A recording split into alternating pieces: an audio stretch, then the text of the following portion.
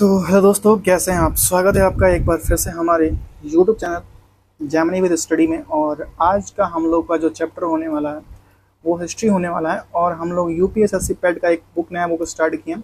Actually क्या है ना कि वो नवीन सर की जो बुक है क्या जीएस सुधा जी, ठीक, उसमें क्या हुआ कि एक्चुअली वो पूरी पीडीएफ नहीं है। ठीक है, वैदिक सभ्यता के बाद उसमें पीडीएफ का अभाव है, तो मैंने बुक ऑर्डर किया, कल या परसों आ जाएगा। तो फिर मैं उसका पीडीएफ बनाऊंगा और फिर उसके बाद उसको मतलब पढ़ा दूंगा। ठीक है, तो इसमें हम लोग सामान्य जानकारी अध्ययवार, और मैंने आपसे प्रॉमिस किया था कि आज हिस्ट्री खत्म करूंगा। तो 8 बज रहे हैं, 7-12 बजे तक खत्म हो जाए। 7 से 63 है हिस्ट्री। ठीक है, तो इसको मैं आज खत्म करूंगा। प्राचीन इतिहास, मध्यकालीन इतिहास, आधुनिक इतिहास और विश्व का इतिहास। ठीक है, तो हम लोग चलते हैं 7 पे। ठीक है, सीरीज 7 पे, और इसमें सब कुछ है। ठीक है, रसायन विज्ञान है, भौतिकी है, ठीक है, और जीव विज्ञान है, कंप्यूटर है, पर्यावरण परिस्थितिकी है, परंपरागत सामान्य ज्ञान है, उत्तर प्रदेश ज्ञान है। ठीक है, उत्तर प्रदेश का ज्ञान है। ठीक है, तो इसमें हम लोग चलते हैं आपका 7। एक मिनट रुक जाइए। 7, ठीक है।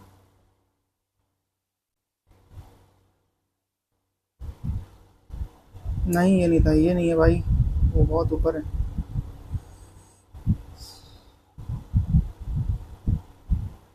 अर्थशास्त्र ये भी नहीं है। ठीक है,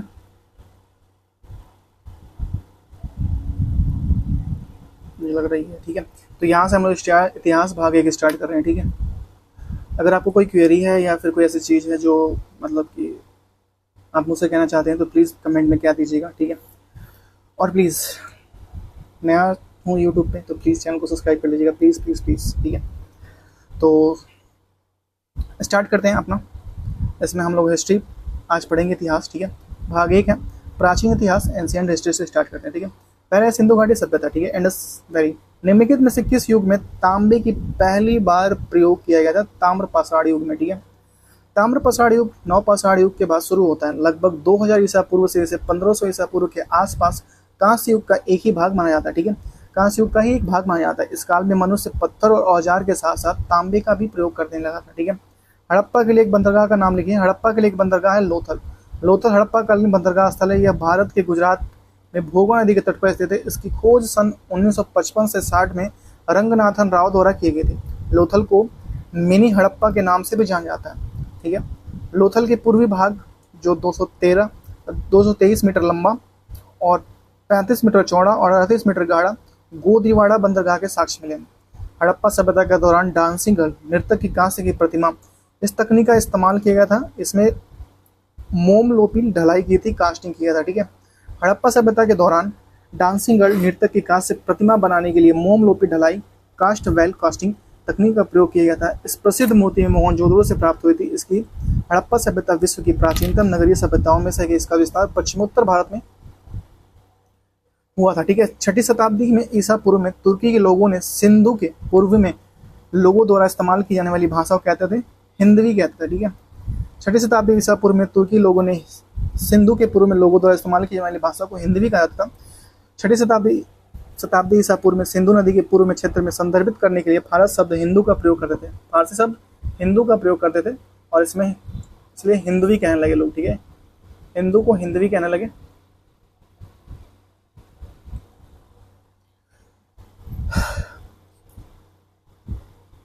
हिंदू का प्रयोग किया गया। तुर्कों ने सिंधु को पूर्व के लोगों को हिंदू तथा भूमि को हिंदुस्तान और भाषा को हिंदवी कहा। ठीक है, भाषा को हिंदवी कहा।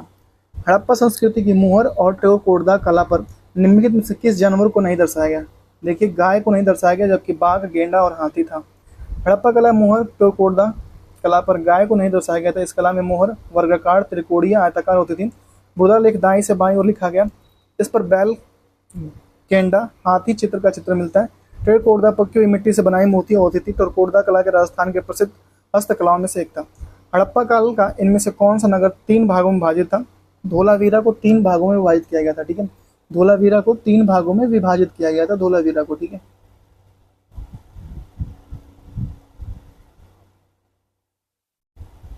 धोलावीरा को 3 भागों में विभाजित किया था। हड़प्पा का पुरास्थल धोलावीरा गुजरात के कच्छ में रण के मध्य स्थित हादिर में स्थित है। धोलावीरा 3 भागों में विभाजित किया था। नगर के महाप्रसाद वाले भाग के ऊपर में विस्तृत, संपूर्ण और व्यापक समतल मैदान के अवशेष मिले हैं। इसके उत्तर में नगर का माध्य है जिसमें पूर्व की संज्ञा दी गई थी। इसके पूर्व में नगर का तीसरा महत्वपूर्ण भाग स्थित है जिसे निचला शहर कहा गया, अवम नगर कहा गया।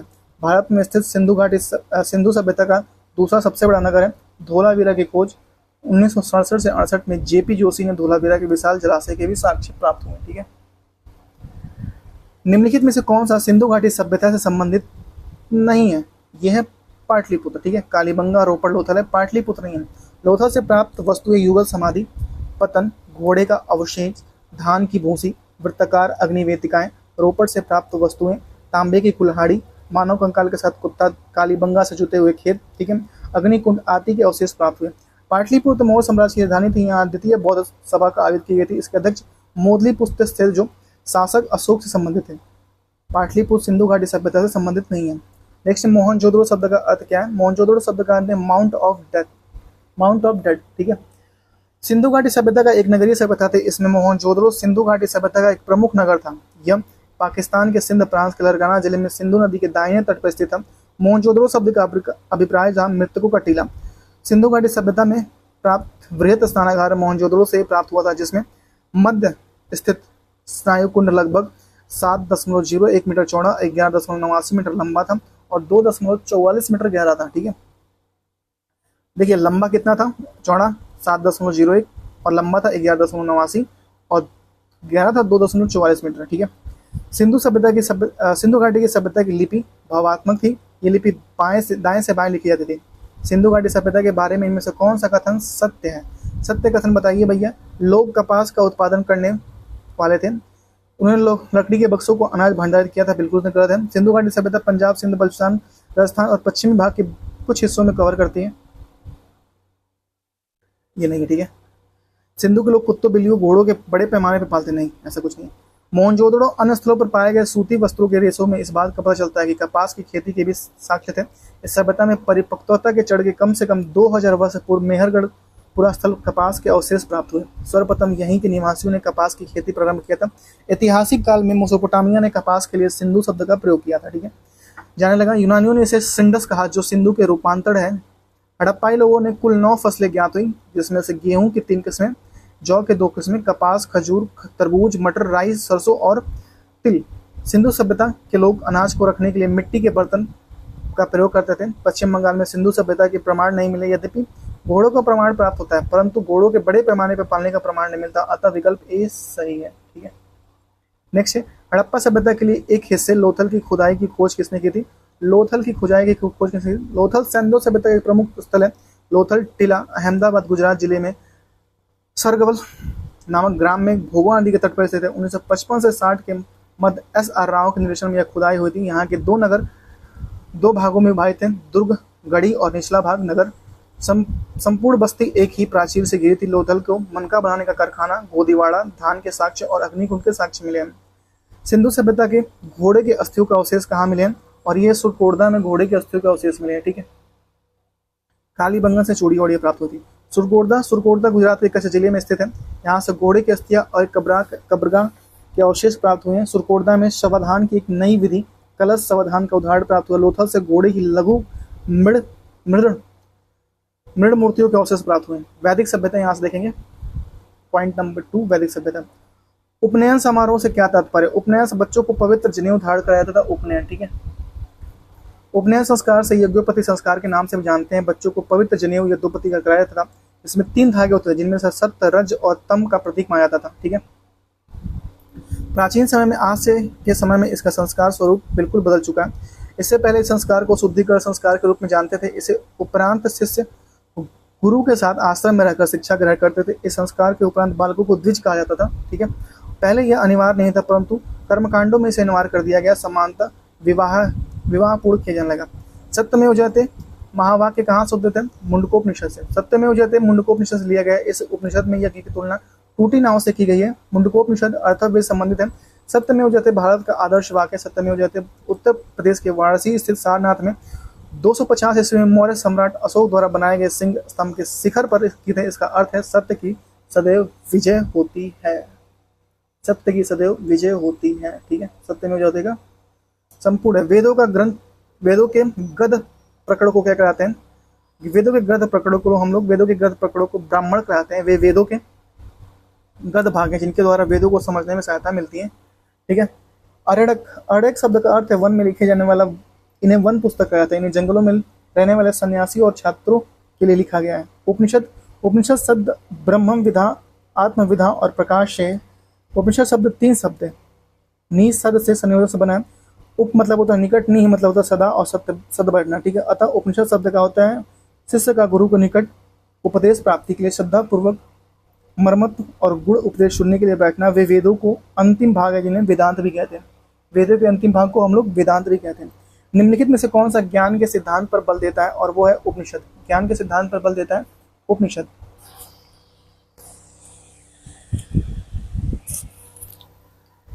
नेक्स्ट है हिंदू धर्म का महत्वपूर्ण श्रुति ग्रंथ है। ये वैदिक वागम्य के अभिन्न भाग है जिसमें परमेश्वर, परमात्मा, ब्रह्मा और आत्म के सद्भाव से संभव का बहुत ही दार्शनिक ज्ञानपूर्ण वर्णन किया गया है। दुनिया के कई दार्शनिक उपनिषदों में सबसे अच्छा ज्ञान कोश मानते हैं। ये संस्कृत से जुड़े होते हैं। 7वीं शताब्दी में दारासिकों ने उपनिषदों का फारसी अनुवाद सिर ए अकबर के नाम से किया। ठीक है, सिर ए अकबर के नाम से किया।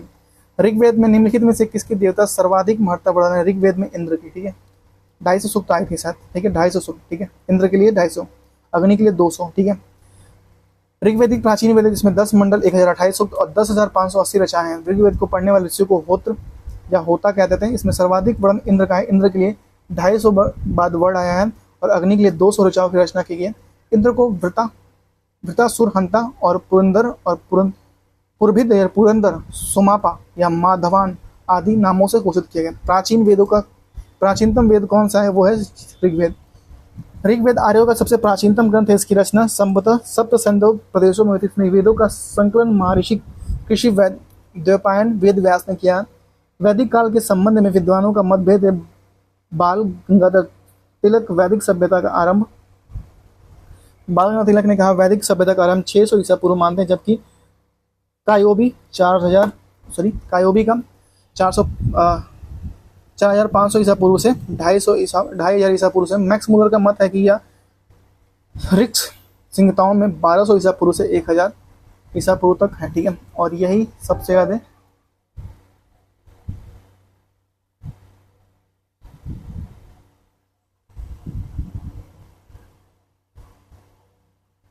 निम्नलिखित में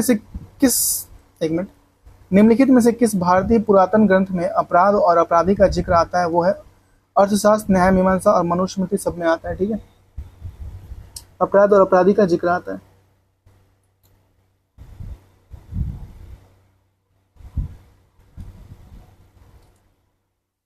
नेक्स्ट है अर्थशास्त्र, मनुस्मृति और न्याय मीमांसा ग्रंथों के अपराध और अपराधी का जिक्र आता है। अर्थशास्त्र कौटिल्य द्वारा रचित ग्रंथ है जिसमें राज्य के कर्तव्य, विस्तृत प्रणाली, सामाजिक स्थिति का प्रकाश डाला गया। मनुस्मृति हिंदू धर्म का सबसे प्राचीन ग्रंथ है। ऋग्वेद में मनु को मानव जाति का पिता कहा गया है। ऋग्वेद में मनु को मानव जाति का पिता कहा गया है। ठीक है,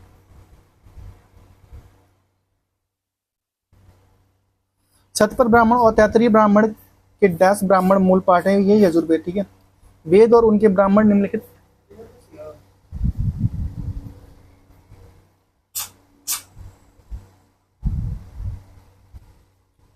वेद और उनके ब्राह्मण निम्नलिखित हैं। ऋग्वेद ऐतरेय ब्राह्मण और कौस्तिकीय ब्राह्मण, शुक्लवेद के ब्राह्मण शतपथ ब्राह्मण और कृष्ण यजुर्वेद के तैत्तिरीय ब्राह्मण और सामवेद पंचविष्ट ब्राह्मण जैमिनी कहते हैं। अर्थवेद को गोपथ ब्राह्मण। ठीक है,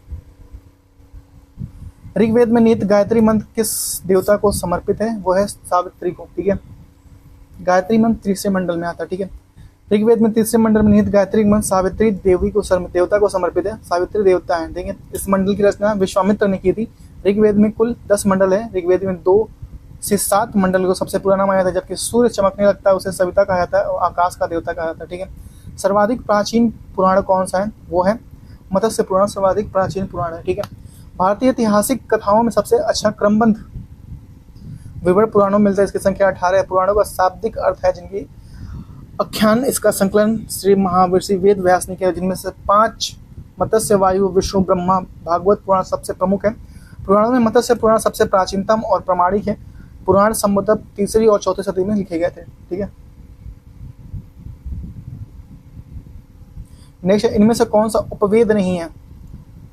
धनुर्वेद, आयुर्वेद, योग वेद और ऑप्शन नंबर डी। उपवेद से संबंधित माने जाते हैं कि उपवेद की संख्या 4 है, आयुर्वेद, गंधर्व वेद, धनुर्वेद और शिल्प वेद।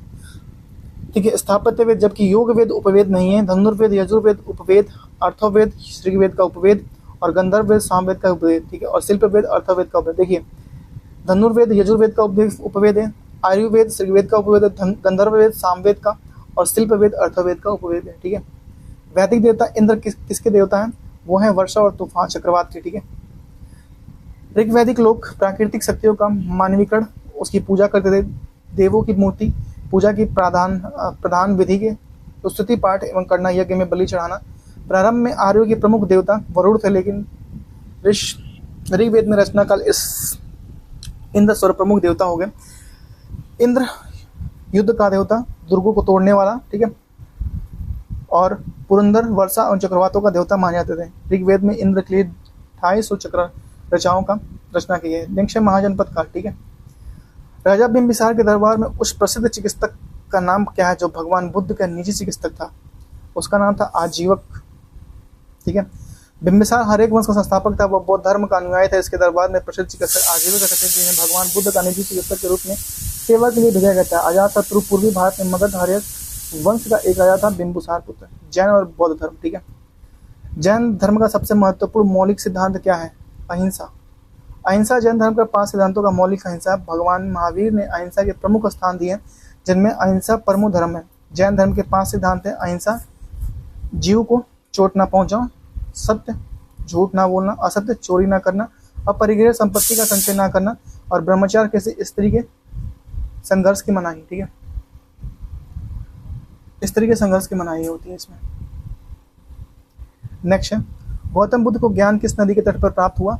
निरंजना नदी के तट पर प्राप्त हुआ। गौतम बुद्ध धर्म के संस्थापक थे। इन्होंने 29 वर्ष की अवस्था में गृह त्याग दिया था। इनके गृह त्याग की इस घटना को बौद्ध साहित्य के महावीर निष्कवण कहा गया। इन्हें बौद्ध गया में एक पीपल वृक्ष के नीचे निरंजना नदी के तट पर वैशाख पूर्णिमा के दिन ज्ञान की प्राप्ति हुई। गौतम बुद्ध ने सारनाथ में अपना पहला उपदेश दिया था। यह था धर्मचक्र परिवर्तन मुद्रा। ठीक है, गौतम बुद्ध ने सारनाथ में अपना पहला उपदेश धम्मचक्र परिवर्तन मुद्रा में दिया था। बौद्ध धर्म के प्रवर्तक गौतम बुद्ध का जन्म 563 ईसा पूर्व कपिलवस्तु के समीप लुम्बिनी आधुनिक नेपाल में होता है। इसके पिता सुद्धोधन कपिलवस्तु के शाक्य गढ़ के प्रधान थे। माता महामाता कौलिय गढ़ाची कन्या थी। इनके बचपन का नाम सिद्धार्थ था। सांसारिक दुखों में व्यथित होकर सिद्धार्थ ने 19 वर्ष की अवस्था में गृह त्याग दिया, जिसमें बौद्ध ग्रंथों में महाभिनिष्क्रमण कहा गया। जिसे बौद्ध ग्रंथों में महाभिनिष्क्रमण कहा गया।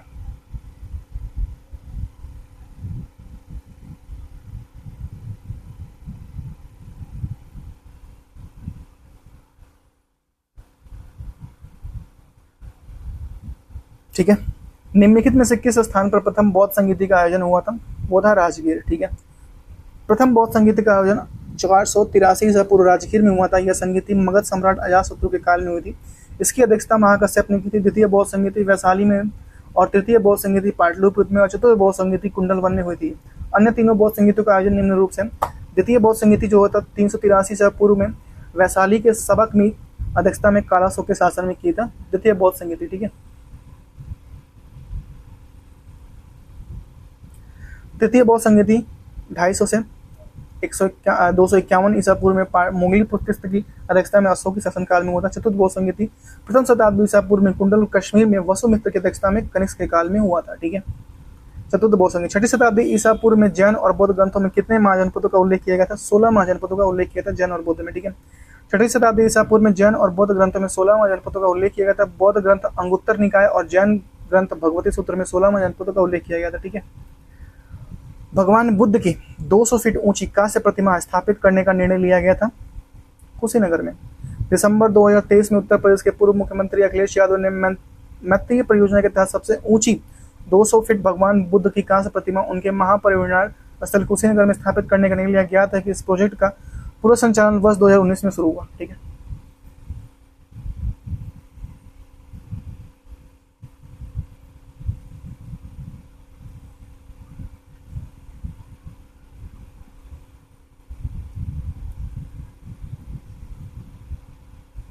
ठीक है।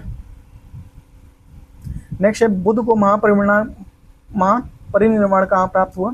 कुशीनगर में। ठीक है, बुद्ध को महापरिनिर्वाण कहाँ प्राप्त हुआ? कुशीनगर में प्राप्त हुआ। एक मिनट रुक जाइए, जस्ट थोड़ा सा एक चीज देखना है, ठीक है। और गौतम बुद्ध बौद्ध धर्म के प्रवर्तक थे। इनके जीवन में घटित घटनाओं से संबंधित स्थल है। जन्म को लुम्बिनी नेपाल 563 ईसा पूर्व में, गृह त्याग महाभिनिष्क्रमण 534 ईसा पूर्व में, ज्ञान प्राप्त बोध गया बिहार, और मृत्यु महापरिनिर्वाण कुशीनगर 483 ईसा पूर्व में, ठीक है। किस स्मारक से गौतम बुद्ध की दुनिया के लिए बौद्ध धर्म के अपने दिव्य ज्ञान का प्रचार किया था? महाबोधि मंदिर समूह से, ठीक है। महाबोधि मंदिर बिहार में गया जिले में स्थित है। इसका निर्माण ईसवी पूर्व 3री शताब्दी में सम्राट अशोक ने करवाया था। वर्तमान मंदिर 5वीं या 6ठी शताब्दी में बनवाया गया था, जो पूरी तरह से ईंटों से निर्मित है। यहीं पर गौतम बुद्ध को वैशाख पूर्णिमा के दिन पीपल वृक्ष के नीचे निरंजन नदी के तट पर ज्ञान प्राप्त हुई थी और वे बुद्ध कहलाए। बुद्ध बनने के पश्चात सर्वप्रथम तपसु और भिल्लक नामक 2 बंजारों को बोध गया में ही बौद्ध की दीक्षा दी और बौद्ध धर्म का प्रचार किया। महाबोधि मंदिर समूह को 2002 में यूनेस्को द्वारा विश्व विरासत स्थल में सूची में शामिल किया गया, ठीक है। नेक्स्ट, गौतम बुद्ध ने डायस में धर्मचक्र परिवर्तन सूत्र का अपनाया दिया, वो है सारनाथ में। गौतम बुद्ध ने प्रथम उपदेश धर्मचक्र परिवर्तन कहा जाता है। गौतम बुद्ध ने अपना प्रथम उपदेश 5 ब्राह्मणों को सारनाथ उत्तर प्रदेश में दिया था। सारनाथ में ऋषिपत्तनम नाम से भी जाना जाता है। गौतम बुद्ध ने अपना सर्वाधिक उपदेश कौशल देश की राजधानी श्रावस्ती में दिया था, ठीक है। उस स्थान का नाम बताया जहां बौद्ध की मान्यता के अनुसार गौतम बुद्ध ने अपनी मृत्यु के बाद परिनिर्वाण प्राप्त किया, वो था कुशीनगर, ठीक है। कहाँ प्राप्त किया? कुशीनगर, ठीक है। बौद्ध धर्म के प्रवर्तक महात्मा बुद्ध की मृत्यु 80 वर्ष की अवस्था में 483 ईसा पूर्व में कुशीनगर कुशीनारा में हो गई थी। यह चंदू लोहार के सुकर माधव भोजन का ग्रहण करने के बाद हो गई थी, जिसे बौद्ध धर्म में महापरिनिर्वाण कहा गया था, ठीक है। पाली में, लेकिन कई जगह ना लिखा था इनको पेचिस हो गया था, ठीक है, पेचिस, ठीक है। पाली में बौद्ध धर्म को आमतौर पर त्रिपिटक यानी 3 फोल्ड बास्केट कहा जाता है, जिसमें कौन सा त्रिपिटकों में से नहीं है? ये धम्म, विनय पिटक, सुत्त पिटक, अभिधम्म पिटक, ये उपासका पिटक नहीं है, ठीक है। बुद्ध ने कोई पुस्तक नहीं लिखी, इसमें उपदेश मौखिक ही होते थे। बुद्ध की मृत्यु के बाद उनके शिष्यों ने बुद्ध के उपदेशों का संग्रह पिटकों में किया। इसकी रचना पाली भाषा में की गई थी। त्रिपिटक की सुत्त पिटक धर्म संबंधी बातों की रचना चर्चा, अभिधम्म पिटक दार्शनिक विचारों की संज्ञा, और विनय पिटक में नीति संबंधी, ठीक है। ये पूछा जाता है। देखिए, त्रिपिटक में आपका धर्म संबंधित है, ठीक है। सुत्त पिटक में धर्म संबंधित है, ठीक है। और अभिधम्म पिटक में दार्शनिक विचारों का संकलन है, और विनय पिटक में नीति संबंधी बातें हैं, ठीक है। त्रिपिटक निम्नलिखित में से किससे संबंधित है? ये बौद्ध संबंधित है, ठीक है। त्रिपिटक पाली, त्रिपिटक शाब्दिक अर्थ है 3 पिटारा, बौद्ध धर्म का प्रमुख ग्रंथ, जिसमें बौद्ध के संप्रदाय महायान, थेरवाद, ब्रजयान, मूल, सर्वविस्तार आदि मानते हैं। यह बौद्ध धर्म के प्राचीनतम ग्रंथ है, जिसमें भगवान बुद्ध के उपदेश संकलित हैं। यह ग्रंथ पाली भाषा में लिखा गया है और विभिन्न भाषाओं में अनुवादित है, ठीक है। ज्ञान प्राप्त करने के बाद गौतम बुद्ध को किस रूप में जाना जाएगा? उनको बुद्ध के रूप में जाना गया, ठीक है। कहा जाता है कि बुद्ध को बुद्ध इसलिए नाम पड़ा, मतलब कि बौद्धिस्त्व प्राप्त हो गया, ऐसे कुछ नहीं। कई लोग बुद्ध को बुद्ध इसलिए कहते थे कि मतलब अपने घर पाट द्वार वार, मतलब उतना राजा छोड़कर, प्रजा को छोड़कर, राजपाट छोड़कर चले गए थे ना, तो लोग इनको बुद्ध बुद्ध कहते थे, ठीक है। तो बुद्ध बुद्ध कहते थे, तो लोग इनका बुद्ध नाम पड़ गया। जब इन्हें ज्ञान की प्राप्ति हुई, इतने प्रसिद्ध हो गए, तो इनका बुद्ध नाम पड़ गया, ठीक है। इनको लोग बुद्ध बुद्ध कहते थे, ठीक है। मैंने एक ही बुक में पढ़ी थी, ठीक है। गौतम बुद्ध का जन्म लुम्बिनी में 563 ईसा पूर्व में हुआ था। गौतम बुद्ध ने बिहार में बोध गया में बोधि वृक्ष पीपल के नीचे कई वर्षों तक कठिन तपस्या, कठोर साधना कर ज्ञान की प्राप्ति की। ज्ञान प्राप्त करने के बाद सिद्धार्थ को गौतम बुद्ध या यथागत के रूप में जानने लगा। बोध गया एक महत्वपूर्ण बौद्ध तीर्थ के रूप में क्यों है? बोध गया बौद्ध धर्म के स्थापक गौतम का जन्म 563 ईसा पूर्व में कपिल वस्तु में लुम्बिनी नामक ग्राम पे हुआ था, लुम्बिनी नामक स्थान पे हुआ था। 35 वर्ष की आयु में वैशाख पूर्णिमा की रात निरंजन नदी फाल्गु नदी के किनारे गौतम बुद्ध को पीपल वृक्ष नीचे बोध गया में ज्ञान की प्राप्ति हुई थी। गौतम बुद्ध ने अपना सर्वप्रथम उपदेश सारनाथ, ऋषिपत्तनम और मृगवाद में 5 ब्राह्मणों को दिया था। इसमें बौद्ध ग्रंथों को धर्मचक्र परिवर्तन कहा गया। बुद्ध ने अपने उपदेश जनसाधारण की भाषा पाली में दिया गया। गौतम बुद्ध की मृत्यु 80 वर्ष की अवस्था में 483 ईसा पूर्व कुशीनगर में हो गई, जिसे बुद्ध में महापरिनिर्वाण कहा गया। बुद्ध ने अपना पहला उपदेश कहाँ दिया था? सारनाथ में दिया। सर्वाधिक दिया था श्रावस्ती में। पहला उपदेश सारनाथ, सर्वाधिक दिया था श्रावस्ती में, ठीक है। सर्वाधिक श्रावस्ती, फर्स्ट सारनाथ। ठीक है। बुद्ध को ज्ञान की प्राप्ति बोध गया में हुई, उन्होंने पहला धर्मोपदेश सारनाथ ऋषिपत्नम मृगदाव में दिया था, जिसमें बौद्ध धर्म को धर्मचक्र परिवर्तन कहा गया। क्या कहा गया?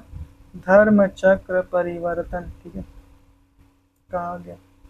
ठीक है, थक गया हूँ यार।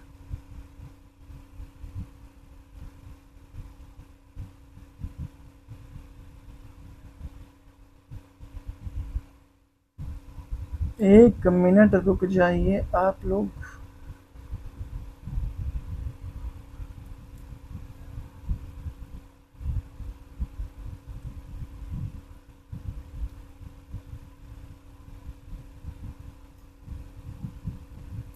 ठीक है।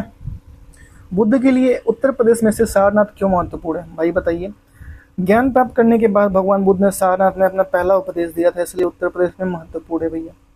गौतम बुद्ध ने ज्ञान प्राप्ति के बाद उत्तर प्रदेश के स्थान सारनाथ में 5 सन्यासी ब्राह्मणों को अपना प्रथम उपदेश दिया था, जिसमें बौद्ध ग्रंथों में धर्मचक्र परिवर्तन के नाम से जाना था। अतः यह स्थल बौद्ध के लिए महत्वपूर्ण है। ज्ञात है कि बुद्ध ने अपने जीवन काल में सर्वाधिक उपदेश कौशल देश की राजधानी श्रावस्ती में दिया है। ठीक है, कहाँ दिया है? कौशल देश की राजधानी श्रावस्ती में।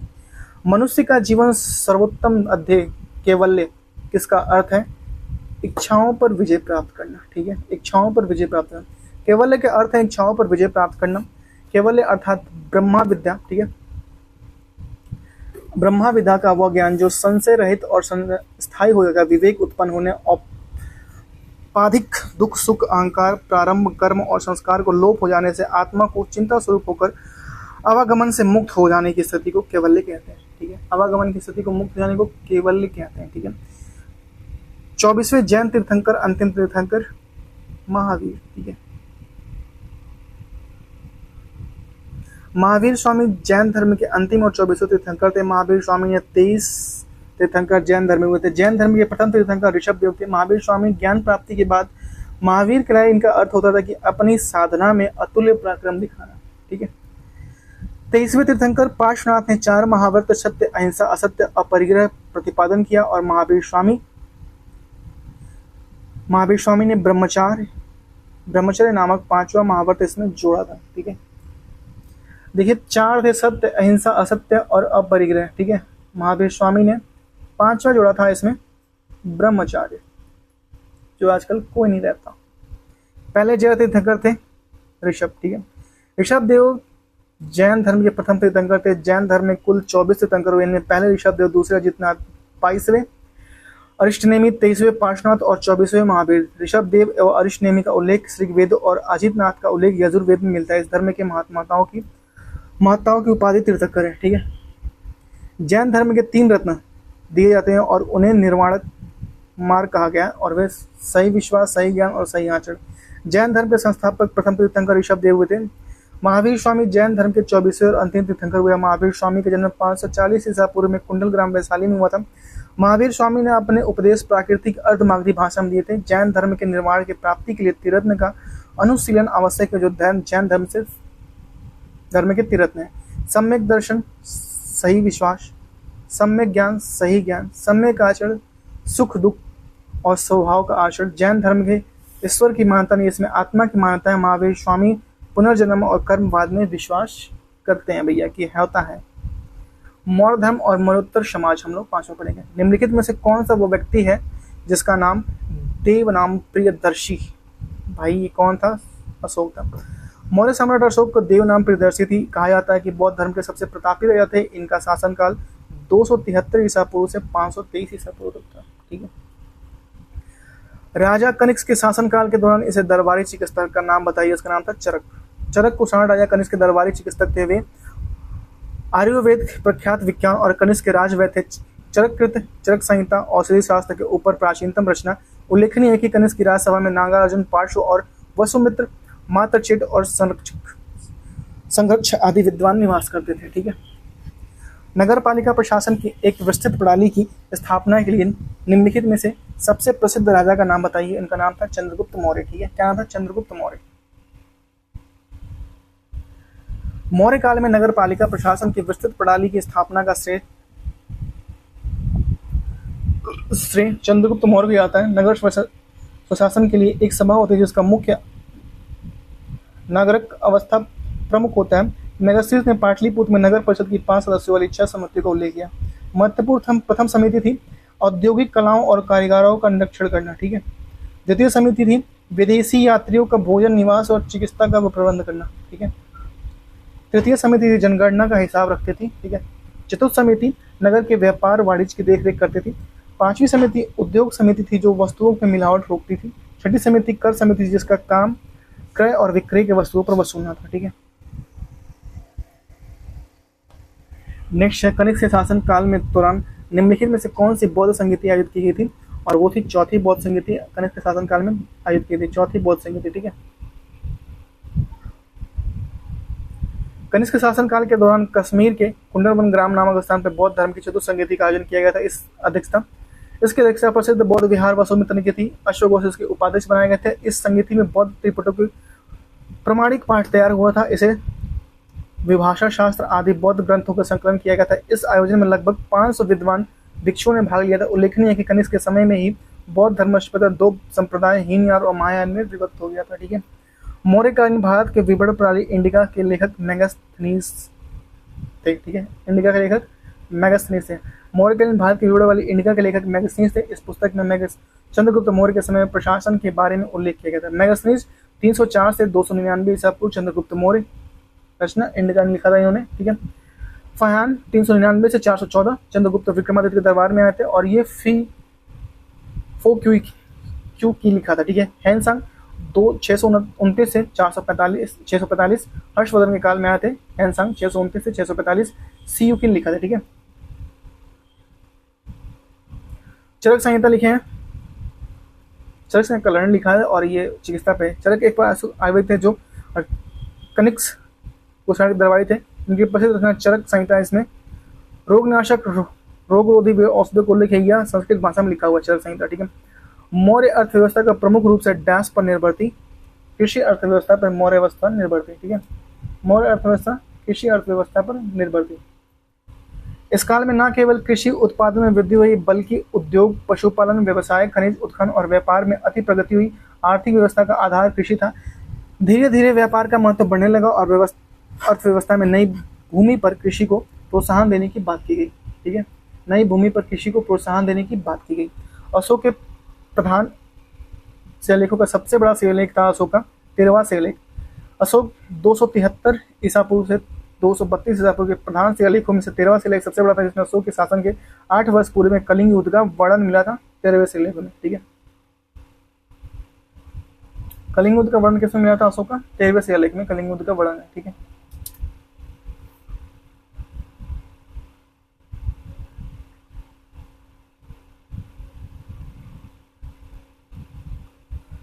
नेक्स्ट अशोक के आक्रमण के दौरान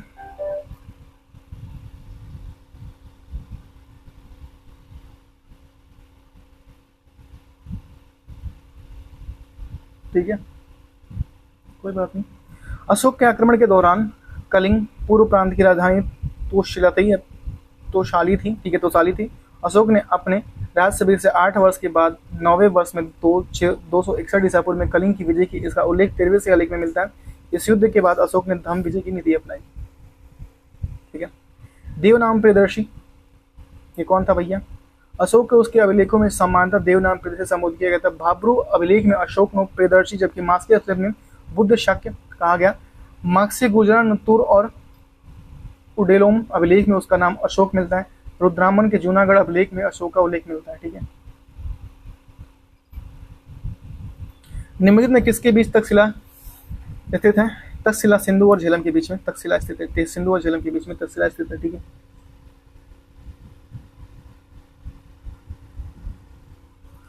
तक्षशिला शहर सिंधु तथा झेलम नदी के बीच स्थित है। तक्षशिला पाकिस्तान के रावलपिंडी जिले में स्थित है। तक्षशिला प्राचीन काल में गंधार राज्य की राजधानी थी। रामायण के अनुसार भरत ने अपने पुत्र तक्ष के नाम पर इसका नाम तक्षशिला रखा था। तक्षशिला प्राचीन काल में शिक्षा के लिए विश्वविख्यात रहा, ठीक है। यहीं पर तक्षशिला विश्वविद्यालय स्थित है, ठीक है।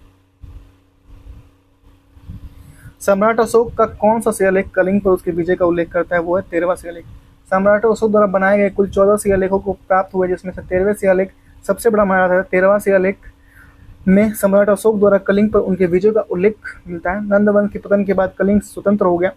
सुरक्षा की दृष्टि से कलिंग का जितना आवश्यक था, इस युद्ध में 1 लाख लोग मारे गए थे और 1.5 लाख लोग विस्थापित हुए, जिसका अशोक पर गहरा प्रभाव पड़ा।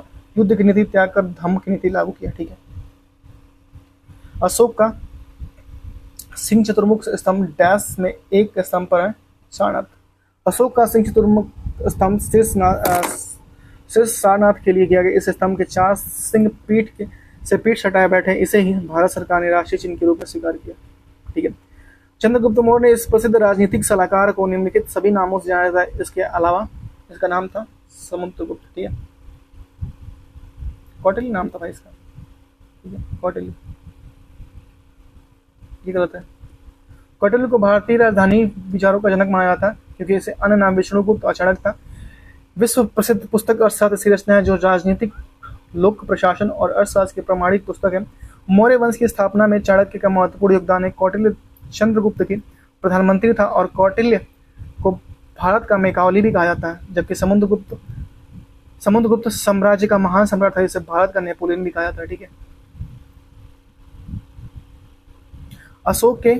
अशोक के कौन सा शिलालेख में ब्राह्मी लिपि का प्रयोग किया गया? शहबाजगढ़ी के शिलालेख में ब्राह्मी लिपि का प्रयोग किया गया। शहबाजगढ़ी एक गांव में एक ऐतिहासिक स्थल है, जो पाकिस्तान के मर्दाना जिले में स्थित है। यह स्थल सम्राट अशोक द्वारा स्थापित शिलालेख के लिए प्रसिद्ध है। इस शिलालेख में खरोष्ठी लिपि का प्रयोग किया गया है। ये 30 जनवरी 2014 में यूनेस्को द्वारा ऐतिहासिक स्थल के विश्व विरासत सूची में शामिल किया गया। अशोक के सभी शिलालेखों की भाषा प्राकृतिक है। लघु शिलालेख, स्तंभ लेख और गुहार लेख की लिपि ब्राह्मी है, जबकि वर्तमान में भारत में पाए जाने वाले कुछ शिलालेखों की लिपि भिन्न थी। शहबाजगढ़ी एवं मानसिहारा शिलालेख खरोष्ठी लिपि है। तक्षशिला अभिलेख आर्मेइक लिपि है। सेरकुना कंधार और अभिलेख यूनान और आर्मेइक लिपि थे। लगमान अभिलेख आर्मेइक लिपि है। ठीक है, निम्नलिखित में से मौर्य काल का सर्वोत्तम प्रतिमान कौन सा है? और वह स्तंभ। मौर्य काल का सर्वोत्तम प्रतिमान स्तंभ है। मौर्य काल का विकास भारत में मौर्य साम्राज्य के युग में 4वीं से 2वीं सदी की ईसा पूर्व में हुआ। सारनाथ में कुशीनगर जैसे धार्मिक स्थानों के रूप में स्वयं सम्राट ने इसकी रचना की थी। ठीक है, सम्राट अशोक ने इसकी रचना की थी। निम्नलिखित में से कौन सा अशोक के साम्राज्याधीन नहीं था? कश्मीर, कर्नाटक, गुर्जार और कामरूप नहीं था। कर्नाटक में मास्की अभिलेख द्वितीय जिला में गुर्जार अभिलेख। यह ज्ञात होता कि अशोक द्वारा साम्राज्य कर्नाटक गुर्जरात विस्तृत था। ठीक है, गुर्जरात तक विस्तृत था, कर्नाटक से गुर्जरात तक विस्तृत था। अशोक के कश्मीर पर भी अधिकार का कलर की राजधानी के अनुसार उसने यहाँ पर श्रीनगर को बसाया। गुर्जर शासक का उज्जैन क्षेत्र में अशोक के अधीन रहा। कामरूप असम का पुराना नाम है। यह अशोक के साम्राज्याधीन नहीं था, कामरूप। ठीक है, अशोक के साम्राज्याधीन नहीं था, कामरूप। ठीक है, वृहद सांची स्तूप किस काल से संबंधित है? और वो है मौर्य काल से। वृहद सांची स्तूप सम्राट अशोक ने करवाया था। इसका निर्माण 3वीं शताब्दी ईसा पूर्व में हुआ था। सांची मध्य प्रदेश की राजधानी भोपाल के निकट रायसेन जिले में स्थित है। योग दर्शन के प्रवर्तक थे। योग दर्शन के प्रवर्तक पतंजलि थे। ठीक है, इनका जन्म गोनारद गोनिया में हुआ था। माना जाता है कि वो व्याकरणाचार्य पाणिनि के शिष्य थे। भारतीय दर्शन साहित्य में महर्षि पतंजलि के लिखे हुए 3 ग्रंथ मिलते हैं, योग सूत्र, भाष्यशास्त्र और आयुर्वेद ग्रंथ। ठीक है, दी गई जानकारी के राजवंश की पहचान करें। पुष्यमित्र ने इस वंश की स्थापना की। ठीक है, और ये प्रभुत्व दक्षिण में नर्मदा नदी के तक फैले थे और पाटलिपुत्र, अयोध्या और विदिशा के साथ शामिल थे। इन्होंने 2 अश्वमेध यज्ञ बलिदान किए, जिसमें बैक्टीरियन राजा डेमेट्रियस ने को भी हराया। राजा वंश का 5वां राजा भागभद्र था। पतंजलि का गौरव ग्रंथ महाभाष्य इसके समय द्वारा होता है। ये देखिए, शुंग वंश राजवंश के बारे में विस्तृत देखा है। मौर्य वंश के अंतिम राजा बृहद्रथ को उसके सेनापति पुष्यमित्र ने मारकर शुंग वंश की स्थापना की थी। मालिका अग्निमित्रम दिव्यावदान के अनुसार पुष्यमित्र का समाज उत्तर में हिमालय से लेकर बरहत विदर्भ तक, पश्चिम में पंजाब से लेकर पूर्व में मगध तक विस्तृत था। शुंग वंश के शासनकाल में ही पतंजलि को महाभाष्य की रचना की थी। पतंजलि ने महाभाष्य की रचना की थी। ठीक है, प्राचीन भारत में महान व्याकरणविद पतंजलि किसके समकालीन थे? और ये थे पुष्यमित्र शुंग के समकालीन थे। ठीक है, प्राचीन भारत में व्याकरणविद पतंजलि शुंग वंश के संस्थापक पुष्यमित्र शुंग के राजपुरोहित थे। उन्होंने पाणिनि में अष्टाध्यायी नामक पुरातन व्याकरण ग्रंथ का महाभाष्य नामक टीका लिखी। अयोध्या अभिलेख में पुष्यमित्र शुंग के 2 बार अश्वमेध यज्ञ करने की जानकारी प्राप्त हुई। संपन्न कराने का श्रेय महर्षि पतंजलि को है। ठीक है, कनिष्क प्रथम ने शासनकाल के दौरान कौन सा प्रसिद्ध आयुर्वेद विद्वान रहता था? और ये था चरक विद्वान रहता था। ठीक है, कौन सा था? चरक विद्वान रहता था। ठीक है, चरक एक महर्षि आयुर्वेद विद्वान के रूप में विख्यात थे। ये कुषाण राज्य के राजवैद्य थे। इन्होंने आयुर्वेद की पितामह के रूप में जाना था। इनके द्वारा रचित चरक संहिता एक प्रसिद्ध आयुर्वेद ग्रंथ है। ये कुषाण साम्राज्य के संस्थापक कनिष्क प्रथम 7800 ईसा पूर्व से 105 के दरबार में थे। कुषाण मूलतः कहाँ के निवासी थे? कुषाण मूलतः जो थे चीनी तुर्किस्तान के थे। कुषाण मूलतः चीनी तुर्किस्तान के थे। ठीक है,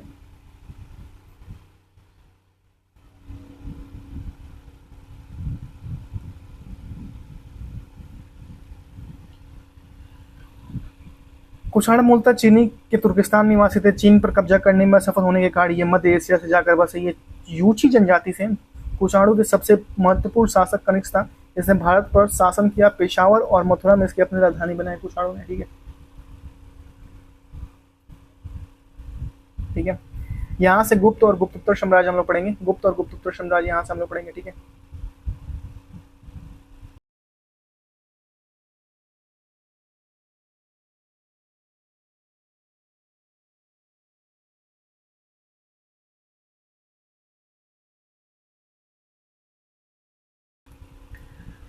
गुप्त एवं गुप्तोत्तर साम्राज्य निम्नलिखित में से किस शासक के दरबार में बहुत से विद्वानों ने को नवरत्न के रूप में अलंकृत किया गया था? और वो था चंद्रगुप्त द्वितीय। ठीक है, कौन थे? चंद्रगुप्त द्वितीय। ठीक है,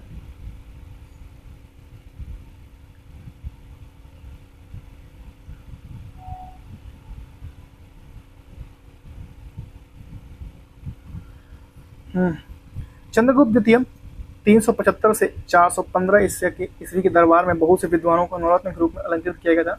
नवरत्नों में सम्मिलित विद्वान धन्वंतरी, चपड़क, अमर सिंह, शुंग, घटपड़क, कालिदास, बैताल भट्ट, बरुचि, वराहमिहिर। उज्जैन में विक्रमादित्य के दरबार में चंद्रगुप्त द्वितीय ने विक्रमादित्य की उपाधि धारण की थी। हर्षवर्धन के शासनकाल के दौरान निम्नलिखित में से कौन सी नई राजधानी थी जो थानेश्वर में स्थापित की गई थी? वो थी कन्नौज। ठीक है, हर्षवर्धन प्राचीन उत्तर भारत का एक सम्राट था जिसने 606 से लेकर 647 तक शासन किया। यह पुष्यभूति वंश का था जिन्होंने अपने शासन में अपनी राजधानी थानेश्वर से कन्नौज स्थापित की थी। ठीक है, हर्षवर्धन। ठीक है, निम्न में किसके शासन में दरबारी कवि हरिश्चेर थे? समुद्रगुप्त के दरबार में हरिश्चेर समुद्र के दरबारी कवि थे। ये 4वीं शताब्दी में संस्कृत के महानतम कवि और गुप्त सम्राट समुद्रगुप्त के मंत्री थे। इसके द्वारा ही प्रयाग प्रशस्ति की रचना की गई थी। प्रयाग प्रशस्ति गुप्त वंश के राजनीतिक इतिहास के बारे में जानने के लिए महत्वपूर्ण अभिलेख स्रोतों में से एक है। समुद्रगुप्त चंद्रगुप्त का प्रथम पुत्र था और उत्तराधिकारी था। यह गुप्त वंश का सबसे महान शासक था। ठीक है, भारतीय इतिहास में धन्वंतरी कौन थे? धन्वंतरी थे गुप्त विक्रमादित्य की सभा में सुशोभित करने वाले प्रसिद्ध चिकित्सक थे धन्वंतरी। ठीक है, भारतीय इतिहास में प्रसिद्ध चिकित्सक धन्वंतरी गुप्त वंश के प्रतापी शासक चंद्रगुप्त विक्रमादित्य 375 से 415 ईसा पूर्व के दरबार में थे। ये शल्य क्रिया के प्रवर्तक और प्रसिद्ध आयुर्वेद वेदाचार्य थे। चंद्र विक्रमादित्य के दरबार में नवरत्नों में से एक धन्वंतरी थे। अन्य छप्पड़क, शुंग, बेताल भट्ट और घटपड़क, वरुचि, अमर सिंह और वराहमिहिर और कालिदास थे। ठीक है, वराहमिहिर और कालिदास थे। ठीक है, विक्रम संवत 57 से ईसा पूर्व। ठीक है, विक्रम संवत अंततः प्राचीन संवत है जिसका विक्रम संवत का प्रेरणा सम्राट विक्रमादित्य को माना जाता है। इन्होंने लगभग 57 ईस्वी ईसा पूर्व विक्रम संवत के आरंभ किए थे। ठीक है, विक्रम संवत तो 57 ईसा पूर्व विक्रमादित्य। ठीक है, शक संवत 78 ईसा पूर्व कनिष्क और हजरी संवत 222 ईसा पूर्व मोहम्मद साहब। ठीक है, खगोलविद वराहमिहिर और कवि कालिदास किसके दरबार में थे? ये विक्रमादित्य। खगोलविद वराहमिहिर और कवि कालिदास चंद्रगुप्त द्वितीय 375 से 415 के शासनकाल में 15 ईस्वी के शासनकाल में प्रमुख कवि थे। समुद्रगुप्त के उत्तराधिकारी चंद्रगुप्त द्वितीय था। चंद्रगुप्त द्वितीय का अन्य नाम देवगुप्त, देवराज, देवश्री, उपाधि, क्रमांक, विक्रमादित्य, परम भागवत। चंद्रगुप्त के दरबार में 9 विद्वान मंडली निवास करते थे जिसमें कालिदास, धन्वंतरी, छपड़क, अमर सिंह, शंकु, बेताल भट्ट और घटपड़क और वराहमिहिर और वरुचि रहते थे। ठीक है, हर्षवर्धन ने 5 इंडीज को अपने नियंत्रण में लिया था। इनमें से कौन सा 5 इंडीज था? और वो था पंजाब, कन्नौज, बंगाल, बिहार, उड़ीसा। हर्षवर्धन पुष्यभूति का महानतम राजा था जिसने 606 से 647 तक का शासन किया। हेनसांग के अनुसार हर्षवर्धन ने उत्तर में 5 राज्य पंजाब, कन्नौज, बंगाल, बिहार, मिथिला जिसे बिहार को मिथिला और उड़ीसा तक अधिकार था। हर्षवर्धन ने कन्नौज को राजधानी बनाया और एक अच्छा नाटककार और कवि था। इन्होंने नागानंद, रत्नावली और प्रियदर्शिका नामक नाटक की रचना की थी। ये विद्वान संभवतः उज्जैन के दरबार में संबोधित करते थे और द्वितीय राजधानी थी, चंद्रगुप्त की द्वितीय राजधानी थी। ठीक है, वह स्थल जहाँ हर्षवर्धन ने बौद्ध महासम्मेलन का आयोजन किया था वो था प्रयाग। प्रयाग वह स्थल है जहाँ हर्षवर्धन ने बौद्ध महासम्मेलन का आयोजन किया था। कहा जाता है कि वह हर 5वें वर्ष प्रयाग में महाबोधि महामोक्ष परिषद का आयोजन करते थे तभी तथा भारी दान करते थे। वर्तमान में महामोक्ष परिषद में कुंभ के तौर पर देखा जा सकता है। कन्नौज से पूर्व हर्षवर्धन का कहाँ का शासन था? कन्नौज से पूर्व हर्षवर्धन अंतिम हिंदू सम्राट था जिसने कश्मीर के छोड़कर समस्त उत्तरी भारत पर कार्य किया। हर्षवर्धन 606 में थानेश्वर के सिंहासन पर बैठा तब बाद में कन्नौज को अपनी राजधानी बनाया। ठीक है। गुप्त काल की प्रसिद्ध महिला शासक कौन थी? और वो थी प्रभावती गुप्ता। ठीक है। गुप्त काल की प्रसिद्ध महिला प्रभावती, एक मिनट, गुप्ता थी। प्रभावती गुप्ता गुप्त वंश के शासक चंद्रगुप्त द्वितीय की पुत्री थी। इनका विवाह वाकाटक वंश के शासक रुद्रसेन द्वितीय से हुआ था। इसका प्रमाण प्रभावती गुप्ता ने पुनः ताम्रपत्र से प्राप्त हुआ। उन्होंने अपने पति रुद्रसेन द्वितीय को मरणोत्तर उपरांत स्वयं अपने पुत्र प्रवरसेन द्वितीय की संरक्षा बनकर शासन पर संभाला। राजपूत वंश। ठीक है। 12वीं शताब्दी के आरंभ में दिल्ली पर किसका शासन रहा? तोमर वंश का। ठीक है। 12वीं शताब्दी के आरंभ में दिल्ली पर तोमर वंश का शासन रहा। अनंगपाल दिल्ली के तोमर वंश के संस्थापक थे। इस वंश के अंतिम शासक तेजपाल द्वितीय थे। तोमर वंश कुंतल उत्तर पश्चिम भारत का एक गोत्र था जो जाट, गुर्जर और राजपूत जातियों में पाया था। जयचंद ने विश्वघात के कारण पृथ्वीराज चौहान को पराजय किया और कालांतर में जयचंद कहाँ और कब मारा गया? जयचंद जो कालांतर मारा गया चंदावर के युद्ध में 1194 में मारा गया। ठीक है। 1194 में मोहम्मद गौरी कन्नौज के शासक जयचंद पर आक्रमण करने के लिए भारत आया। कन्नौज और इटावा के बीच चंदावर नामक युद्ध पर स्थान पर गौरी और जयचंद की युद्ध हुआ। जयचंद ने पराजित हुआ और मारा गया। कन्नौज में राठौर वंश के शासक जयचंद ने तराइन के द्वितीय युद्ध में पृथ्वीराज चौहान का साथ नहीं दिया क्योंकि उन्होंने उसकी पुत्री का अपहरण किया था। इनमें से कौन सा राजवंश ने भारत के दक्षिण भाग पर शासन नहीं किया? और वो था राजपूत। ठीक है। राजपूत वंश ने भारत के दक्षिण भाग पर शासन नहीं किया। 17वीं से 22वीं शताब्दी तक काल राजपूत काल कहलाता है। इस काल में महत्वपूर्ण राजपूत वंश के राजपूत वंश चालुक्य वंश, चौहान और वंश, चंदेल वंश, परमार वंश और गढ़वाल वंश आदि आते थे। राजपूत वंश ने भारत के उत्तर भाग में शासन किया और राजस्थान, दिल्ली, पंजाब, मध्य प्रदेश इत्यादि पर। ठीक है।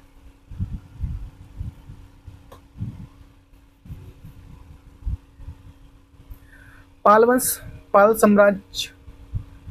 साम्राज्य भारत के किस हिस्से में संबंधित है? और वो है पूर्वी। ठीक है। पाल साम्राज्य का विस्तार भारत के पूर्वी हिस्से में था। जो पाल साम्राज्य मध्यकालीन भारत का एक महत्वपूर्ण राजवंश था जो 750 से 1174 ईस्वी तक चला। साम्राज्य की स्थापना गोपाल ने की थी। पाल वंश की स्थापना गोपाल ने की थी। इस वंश की राजधानी मुंगेर थी। पाल वंश की राजधानी मुंगेर थी। पाल वंश का सबसे महान शासक धर्मपाल था जिसने विक्रमशिला विश्वविद्यालय की स्थापना की थी। पाल वंश का पहला शासक देवपाल था। ठीक है। गोपाल था। अंतिम शासक का देवपाल था। ठीक है। पाल वंश का संस्थापक गोपाल था। योग्य कुशासन शासक था। गोपाल ने 1750 से 1770 तक शासन किया। उदंतपुरी अर्थात वर्तमान बिहार शरीफ में एक मठ का निर्माण करता। दक्षिण भारत राजवंश चोल, चालुक्य और पल्लव और संगम। ठीक है। निम्नलिखित में से कौन सा शिव मंदिर चोल शासकों के संरक्षण में नहीं था? और ये था गोंडेश्वर शिव मंदिर, चित्रार। ठीक है। नटराज मंदिर, चिदम्बरम, पल्लाई, वरथार मंदिर, तंजावुर और बृहदेश्वर मंदिर गंगकोंड चलमपुरा के चोल शासकों के संरक्षण बनवाया गया जबकि गोंडेश्वर मंदिर का निर्माण 12वीं शताब्दी के यादव वंश राजकुमार राजगोविंद ने करवाया था। यहाँ शिव मंदिर महाराष्ट्र राज्य के नासिक जिले में चित्रार तालुक गांव में स्थित है। ठीक है। चित्रार तालुक गांव में स्थित है।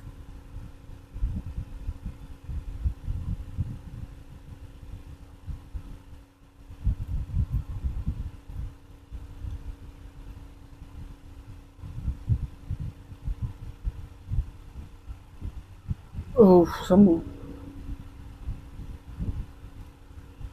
ठीक है। महोदयपुरम के चेर साम्राज्य में बोली जाने वाली संभावित भाषा कौन थी? महोदयपुरम के चेर साम्राज्य मलयालम या तमिल है। ठीक है। महोदयपुरम के चेर साम्राज्य में बोली जाने वाली संभावित भाषा मलयालम है। ठीक है। महोदयपुरम में चेर साम्राज्य की स्थापना 10वीं शताब्दी के दक्षिण पश्चिमी प्रायद्वीपीय हिस्से में की गई थी जो वर्तमान केरल का हिस्सा था। इसके शासकों ने अपने उत्कृष्ट में मलयालम भाषा का प्रयोग किया जिसमें अवधि के संगम साहित्य संकलित किया था जो संगम काल के रूप में जाना था। संगम काल के दौरान 3 प्रमुख तमिल राजा चेर, चोल और पांड्य थे। कौन थे? चेर, चोल और पांड्य थे। सिंचाई के लिए 16 मील लंबी चोल झील का निर्माण किस चोल शासक ने किया था? और वो था राजेंद्र प्रथम ने। किसने किया था? राजेंद्र प्रथम ने। सिंचाई के लिए 16 मील लंबी चोल मंडलाय झील का निर्माण राजेंद्र प्रथम ने किया था।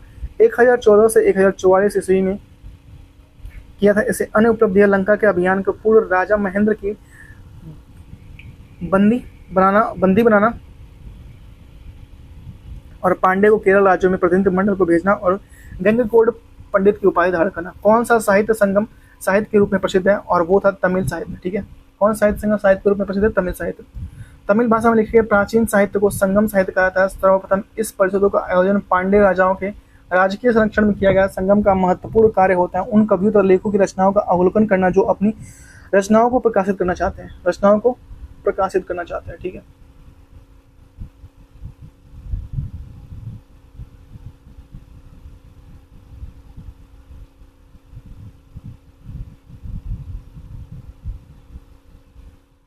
चोल अभिलेखों के अनुसार जैन सभाओं में दान में दिए जाने वाले भूमि को क्या कहा जाता है? वो होता है पल्लिच छांदम। ठीक है, चोल अभिलेखों के अनुसार चोल काल में जो भूमि में दान दिए जाते उसका विवरण निम्न है। वेल्लान वगई जो गैर ब्राह्मण किसान स्वामी की भूमि थी। ब्रह्मोदय ब्राह्मणों को उपहार दी गई भूमि, ब्रह्मोदय। ठीक है, साला भोग किसी विद्यालय के रख रखाव के लिए भूमि। ठीक है, पल्ली छांदम जैन संस्थानों को दान दी गई भूमि। ठीक है, देवदान या तिरुनम टड ककनानी। ठीक है, तिरुनम टकनानी, भाई अजीब नाम है यार। तिरुनम टड कन्नी। ठीक है, इसे मंदिर को उपहार में दिए थे। चोल साम्राज्य चोल प्रशासन में भाग लेने वाले उच्च पदाधिकारियों को पेरुंदरम या निम्न श्रेणी के पदाधिकारियों को सेरुंदरम कहता है। ठीक है, पेरुंदरम और सेरुंदरम। प्राचीन साहित्य और साहित्यकार। प्रसिद्ध संस्कृत का लीलावती किस विषय पर लिखा गया? लीलावती एक गणित है। ठीक है, प्रसिद्ध संस्कृत ग्रंथ लीलावती विषय गणित और खगोल शास्त्र है। इसे प्राचीन ग्रंथ है जो गणित भास्कर द्वारा लिखी गया है। उल्लेखनीय है कि साल 2020 में केंद्रीय शिक्षा मंत्री लीलावती पुरस्कार का शुभारंभ किया जो महिला सशक्तिकरण मद्देनजर अखिल भारतीय तकनीकी और शिक्षा परिषद में अभिनव शिक्षा कार्यक्रम इसमें 225 शुक्ल है। साथ ही यह सिद्धांत शिरोमणि का एक अंग भी है। ठीक है, साथ ही यह सिद्धांत शिरोमणि का एक अंग भी है। ठीक है,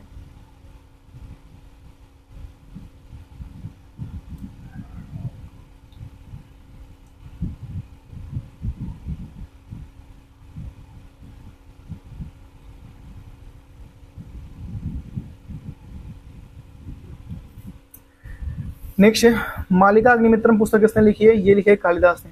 मालिका अग्निमित्रम कालिदास, दस कुमार चंद्र डांडी, स्वप्न वासदात, महाकवि भास। ठीक है, और कार्तिका जूनियम भारवी ने लिखा है। अभिज्ञान शकुंतलम किताब किसने लिखा है? अभिज्ञान शकुंतलम कालिदास ने लिखा है। अष्टाध्यायी पाणिनि ने लिखा है। रामायण वाल्मीकि ने लिखा है और महाभारत वेदव्यास ने लिखा है। महाभाष्य पतंजलि ने लिखा। अभिज्ञान शकुंतलम कालिदास ने लिखा है। रघुवंशम कालिदास ने लिखा है। पंचतंत्र विष्णु शर्मा ने लिखा है। कामसूत्र वात्स्यायन ने लिखा है और सूर्य सिद्धांत जो आर्यभट्ट ने लिखा है। बुद्ध चरितम अशोक घोष ने लिखा है। पृथ्वी राजोत्सव चंद्रवर्दायन ने लिखा है और गीत गोविंद जयदेव ने लिखा है। ठीक है, कादम्बरी के लेखक कौन है? कादम्बरी संस्कृत साहित्य का महान आख्यायी है। इसका रचना बाणभट्ट ने हर्षचरित की रचना की थी। बाणभट्ट ने हर्षचरित की रचना की थी। ठीक है, विशाखा द्वारा लिखित मुद्राक्षर कौन सी भाषा में लिखी गई थी? यह संस्कृत। मुद्राक्षर 4वीं शताब्दी ईसा पूर्व में रचित संस्कृत का ऐतिहासिक नाटक है जिसमें रचिता विशाखा दत्त है। इसमें चाणक्य और चंद्रगुप्त की राजधानी सफलताओं का विश्लेषण है। इस ऐतिहासिक नाटक को हिंदी में रूपांतरित करने का श्रेय भारतेंदु हरिश्चंद्र को जाता है। ठीक है, भारतेंदु हरिश्चंद्र को जाता है। मैगस्थनीज जिन्होंने भारत के बारे में प्रसिद्ध ग्रंथ इंडिका लिखी है वह मूल रूप से किस देश का था? वो था ग्रीस का। ठीक है, मैगस्थनीज चंद्रगुप्त मौर्य के दरबार में 304 ईसा पूर्व में आया था। इसने कुछ भारत में देखा इसका वर्णन किया। जो कुछ भारत में देखा इसका वर्णन किया उसने इंडिका नामक पुस्तक में लिखा। मैगस्थनीज यूनान ग्रीस का निवासी था जो सेल्यूकस का राजदूत बनकर आया था। ग्रीष्मकालीन स्थापत्य कला और चित्रकला संगीत कला। ठीक है, प्रसिद्ध विरूपाक्ष मंदिर कहाँ स्थित है? विरूपाक्ष मंदिर जो है हम्पी में है। ठीक है, विरूपाक्ष मंदिर कर्नाटक राज्य के हम्पी में तुंगभद्रा नदी किनारे स्थित है। इसे यूनेस्को के विश्व धरोहर स्थल में शामिल किया गया। यह प्राचीन मंदिर भगवान शिव के रूपों में एक विरूपाक्ष समर्पित है। यह मंदिर विक्रमादित्य तृतीय की रानी लोका महादेवी देवी के द्वारा बनाया गया था। मंदिर का द्रविड़ साहित्य स्थापत्य शैली ईंटों और चूने से बना है। ठीक है, खजुराहो समूह में प्रसिद्ध स्मारक किस राज्य में है? और वो है मध्य प्रदेश में। खजुराहो समूह में प्रसिद्ध स्मारक मध्य प्रदेश राज्य के छतरपुर जिले में स्थित है। खजुराहो के मंदिरों का निर्माण 900 ईसा पूर्व से 1130 के मध्य चंदेल राजाओं द्वारा करवाया गया था। यह मंदिरों को कंदरिया महादेव मंदिर को समर्पित है। यह मंदिर कंदरिया महादेव मंदिर को समर्पित है। ठीक है, डैश मंदिर एलोरा महाराष्ट्र में स्थित एक प्राचीन हिंदू मंदिर जो चट्टानों को काटकर बनाए गए सबसे बड़े मंदिरों में से एक है। वो है कैलाश। ठीक है, कैलाश मंदिर दुनिया का सबसे बड़ा एकात्मक मंदिर है जो एलोरा की गुफाओं महाराष्ट्र में स्थित है। इसका निर्माण 8वीं शताब्दी में राष्ट्रकूट राजा कृष्ण ने प्रथम ने करवाया था कैलाश मंदिर का निर्माण, ठीक है। मथुरा कला स्कूल कब अपने शिखर पर पहुंचा, और ये कुषाण काल में शिखर पहुंचा। मथुरा कला का जन्म कनिष्क के समय में हुआ था। मथुरा कला का स्कूल कुषाण काल में अपने सर्वोच्च शिखर में पहुंचा। इसमें लाल बलुए पत्थर का प्रयोग किया गया। इसमें आदर्शवादी कला और सौंदर्य की प्रधानता की गई थी। इसमें मूर्तियों के भारी भरकम कपड़े को ढक दिया जाता था। इस कला में देवताओं की मूर्तियों को आध्यात्मिक और भौतिक दोनों दिखाई देते थे। मथुरा कला में सभी धर्मों की देवी देवताओं की मूर्तियां बनती, जिसमें कृष्ण, विष्णु, बुद्ध, दुर्ग, शिव, गणेश, किंतु सर्वाधिक मूर्तियां बनाई गई हैं, ठीक है। ठीक है, यहाँ से मध्यकालीन है भाई, खत्म कर दिया क्या। भारत में 9 पाषाण काल गुफा चित्रकारी कहाँ मिलती है, वो है भीमबेटका में। भारत में 9 पाषाण 17,000 ईसा पूर्व से गुफा चित्रकारी मध्य प्रदेश के रायसेन जिले में भीमबेटका से मिलती है। मानव शरीर को ढकने के लिए पशु चर्म पत्ते पर छालों का प्रयोग करता है, परंतु इस काल में वस्त्र निर्माण सीख लिया गया। भीमबेटका में प्रयुक्त रंग इस तथ्य की पुष्टि करते हैं जिसने वस्तु को रंगने के लिए शुरुआत की, ठीक है, वस्तु को रंगने की शुरुआत की, ठीक है। प्रागैतिहासिक काल की चित्रकारी वाली प्रसिद्ध पंचमुखी गुफाएं निम्नलिखित में से किस जिले में, और वह है सोनभद्र में। प्रागैतिहासिक काल की चित्रकारी वाली प्रसिद्ध पंचमुखी गुफाएं उत्तर प्रदेश के सोनभद्र जिले में, ये विंध्याचल और कैमूर श्रेणियों की गुफा अशोक से स्थित है। ये लगभग 250 रॉक कला पेंटिंग है। लक्ष्मण और पंचमुखी, कौआ, खो और लखमा को गुफा को आश्रय को पेंटिंग उल्लेखनीय है, ठीक है। तो यहाँ हम लोग को प्राचीन इतिहास कंप्लीट होते हैं, यहाँ से मध्यकालीन इतिहास है, उसके बाद से हम लोग का आधुनिक इतिहास है, ठीक है। 3 पार्ट इसका बनाएंगे, ठीक है। उसके बाद से मैं आपको एक बार दिखा देता हूँ, 1 मिनट रुकिए। इसके बाद से हम लोग, 1 मिनट, क्लियर नहीं हुआ क्या, ठीक है, क्लियर नहीं हुआ तो कोई बात नहीं, दूसरा कलर यूज कर लेते हैं, ठीक है। हम लोगों ने ये प्राचीन इतिहास कंप्लीट कर लिया। इसके बाद से हम लोग का है मध्यकालीन इतिहास है, ठीक है, मध्यकालीन इतिहास है, ठीक है भाई, क्या ये मध्यकालीन इतिहास है जो हम लोग जल्दी कंप्लीट कर लेंगे। उसके बाद से हम लोग आधुनिक इतिहास, विश्व इतिहास, ठीक है, विश्व का इतिहास ये 2 एक पार्ट में पड़ेगा। मध्यकालीन इतिहास 1 पार्ट बनेगा, आधुनिक इतिहास और वित्त इतिहास 1 पार्ट में बनेगा, ठीक है, ठीक से। उसके बाद संविधान और राज्य व्यवस्थाएं जो 40 है, ठीक है, तो इसका 2 पार्ट बनेगा। भूगोल है, इसका भी 2 पार्ट बनेगा। तो भूगोल में विश्व का भूगोल है 1 बनेगा और भारत का भूगोल दूसरा बनेगा, ठीक है। अर्थशास्त्र देखो, इसका भी 2 पार्ट बनेगा अर्थशास्त्र का, ठीक है। सामान्य विज्ञान का तो 2, 2, 4, 2, 6 पार्ट मान लो, और कंप्यूटर का 7 पार्ट मान लो, ठीक है। पर्यावरण पारिस्थितिकी, इसका 1 पार्ट बनेगा। परंपरागत सामान्य ज्ञान 1336 है, उसका 2 पार्ट बनेगा, ठीक है। उत्तर प्रदेश सामान्य ज्ञान, इसका 3 पार्ट बनेगा, ठीक है। तो बस इसको कंप्लीट कर देंगे हम लोग, शायद सो देखते हैं तो 1 हफ्ते में इसको कंप्लीट कर देंगे, ठीक है। और नवीन सर की GS सुधा जी का जो बुक है वो हम लोग बस बुक आ जाए तो उसको स्टार्ट करेंगे, ठीक है। उसमें सिर्फ हिस्ट्री हम लोग चल रहा है तो हिस्ट्री स्टार्ट करेंगे, ठीक है। तो थैंक यू सो मच। और छोटे छोटे जो वीडियो आता रहेगा तो प्लीज़ हमारे वीडियो को लाइक शेयर, चैनल को सब्सक्राइब कीजिए। जेमिनी विद स्टडी को please please please please subscribe कीजिए, और किसी बच्चों को, एक बच्चे को जो जोड़ने की कोशिश, प्लीज़। अभी मैं नया हूँ, मैं पता है दिन भर डेली अपना सब्सक्राइबर देखता हूँ कि भाई कोई तो 1 तो बढ़ जाए, 2 तो बढ़ जाए, कभी कभी कोई डाउन भी हो जाता है, ठीक है। तो बस मैं चाहता हूँ कि भाई 2 हफ्ते में टारगेट है कि 100 सब्सक्राइबर आ जाए, वरना मैं ये चैनल बंद कर दूंगा। तो प्लीज़ 100 सब्सक्राइबर करा दो 2 हफ्ते में, मेरा टारगेट है। अगर 100 सब्सक्राइबर हो गया तो उसके बाद आए या ना आए, मैं इसको पढ़ाऊंगा ही पढ़ाऊंगा, ठीक है। क्योंकि मुझे देखना है कि 2 हफ्ते में 100 सब्सक्राइबर कर लेता हूँ कि नहीं, ठीक है। तो प्लीज़ चैनल को सब्सक्राइब कर लीजिए। मिलते हैं हम आपसे नेक्स्ट वीडियो में, तब तक के लिए बाय बाय।